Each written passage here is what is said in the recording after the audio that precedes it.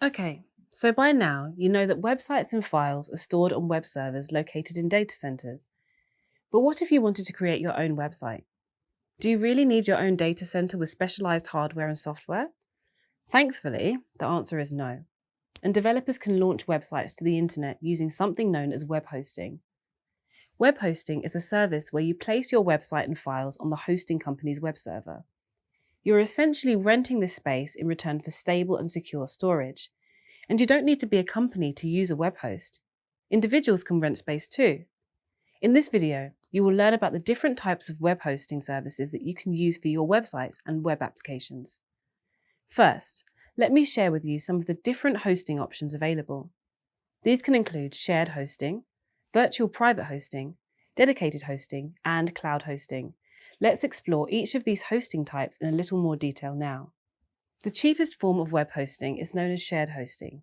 You pay for a location on a web server containing many web hosting accounts with shared hosting. This means that you also share the server's processing power, memory, and bandwidth with other websites that might slow your performance. This option is best for a small website with a small number of visitors.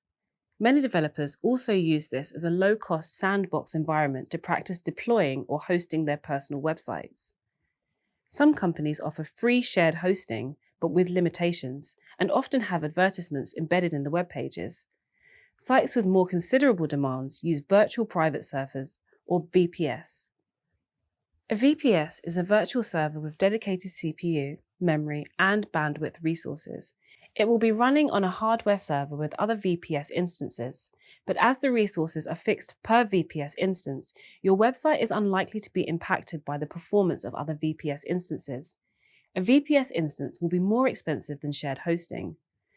The next option up is to use dedicated hosting. This will be a hardware server that is dedicated to you only. All hardware CPU, memory, and bandwidth resources are yours to use. Generally, this option is more expensive than a VPS hosting. The last type of web hosting is something you may have heard of. Cloud hosting and the cloud has grown in popularity over the last decade and is often mentioned in various news and services you use. With cloud hosting, your website is run in something called a cloud environment, which spans across multiple physical and virtual servers. If a physical or virtual server fails, your website will run on a different server and stay online. The main advantage of cloud hosting is that you can use as many resources as you need without hardware limitations. However, you pay based on resource use. For example, if you transfer a file from the cloud to a web browser, you'll pay for the bandwidth used for that transfer at a fractional cent cost per megabyte.